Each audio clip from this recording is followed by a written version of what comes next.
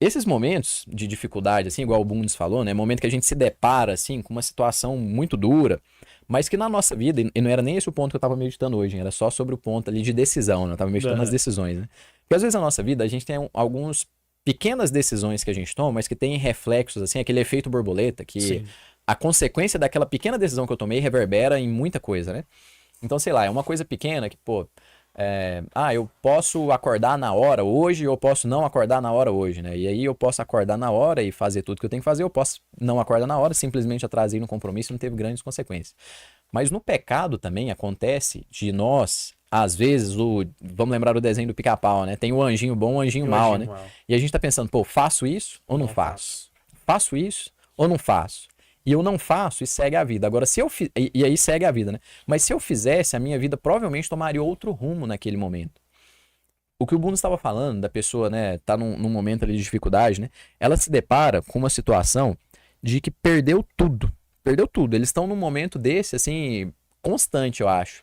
De parar e pensar, putz, velho, pô, né, que revolta que eu perdi tudo, né? Imagina uma pessoa que numa situação como essa acabou de trocar de trabalho, né? Eu tava pensando nisso, assim, pô, uma pessoa que, sei lá, resolvi que agora eu vou abrir uma clínica aqui, eu vou abrir um mercado, eu Fez vou abrir investimento, alguma coisa. construiu alguma coisa e.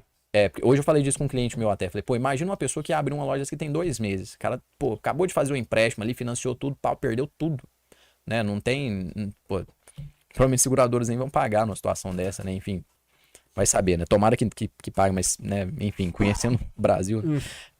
Mas, enfim, a dificuldade que tem essas pessoas são situações em que eles estão nessa sinuca de bico, nessa estrada aí, nessa via de mão dupla aí. Ou vai por um lado ali, né? Mais tranquilo, ou vão para outro lado. Mas exatamente nesses momentos que a gente segue como se fosse um megafone de Deus, né? Então, assim, é aquele momento em que a gente ou se encontra no meio da dificuldade e por meio da desesperança a gente se revolta e fala, quer saber, não existe isso e agora eu vou largar a mão de tudo mesmo, né? Ou então, por outro lado, eu acordo, eu vejo e falo, pô, aconteceu, eu perdi tudo, perdi, mas eu ainda tô vivo, Deus tem um propósito a mais para mim aqui. Ou então, não, ainda que eu não pense isso tudo, eu falo, não, pô, se eu não morri, talvez tenha algum propósito. E eu vou continuar por isso. E isso daí é exatamente o que o Bruno disse.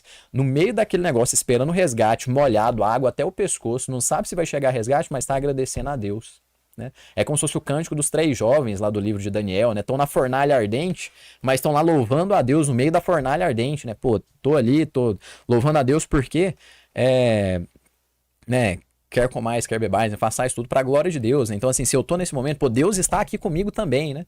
Lembrar dos escritos de São Thomas More lá na prisão, né? Sim. Tava diante também ali, a morte era iminente, né? Mas tava ali se encontrando, né? A sós com Deus, né? Foi o título que a gente deu pro livro dele, né? Pros escritos dele.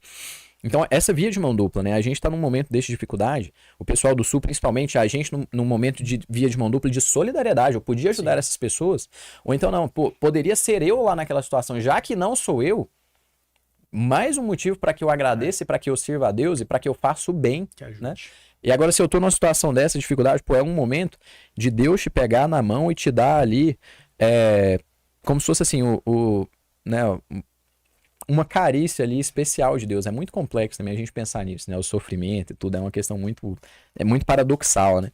Mas é isso, né? São oportunidades que nós temos de tomarmos os dois lados, né? E que bom que é quando a gente consegue, contra toda a maré, remar contra toda a maré e tomar a vertente positiva, né? Ainda que isso nos custe muito, é o que o Bunos disse aí nesse exemplo, né? Pô, e o Gabriel deve acompanhar isso muito de perto no dia a dia dele, né? Assim, né? Tipo, ver as pessoas perdendo muito, inclusive perdendo a si mesmo, né? Perdendo a própria vida e Perdendo a vida. ainda assim buscando a Deus, né? Porque o Gabriel ele trabalha dentro dos hospitais, né? Dentro do UTI, né? E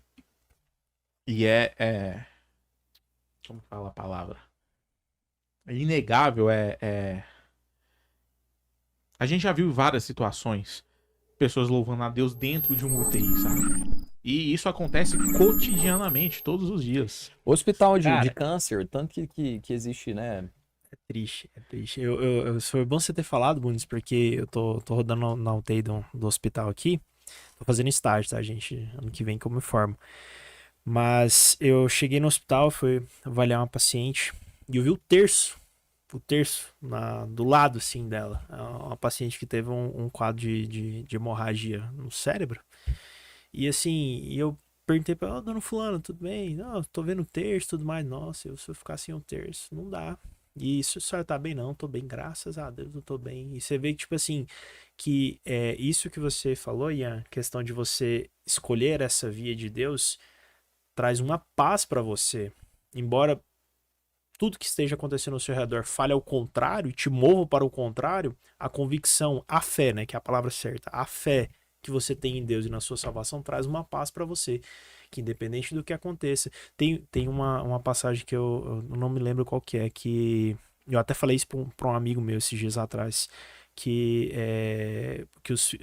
era mais ou menos assim, que os filhos de Deus podem dormir todas as noites tranquilos, porque sempre estarão amparados pelo Pai, nunca lhe faltará água, nunca lhe faltará comida. Eu não tô falando certinho porque eu não me lembro, mas eu lembro que a intenção da passagem era essa, não sei se era Mateus ou Marcos, mas enfim, que essa é a certeza que você tem de que você vai passar por aquilo, independente do que seja. E isso traz uma paz tão grande para a pessoa, porque você pode sofrer, você pode ficar angustiado, você pode ficar tudo. Vai mudar alguma coisa?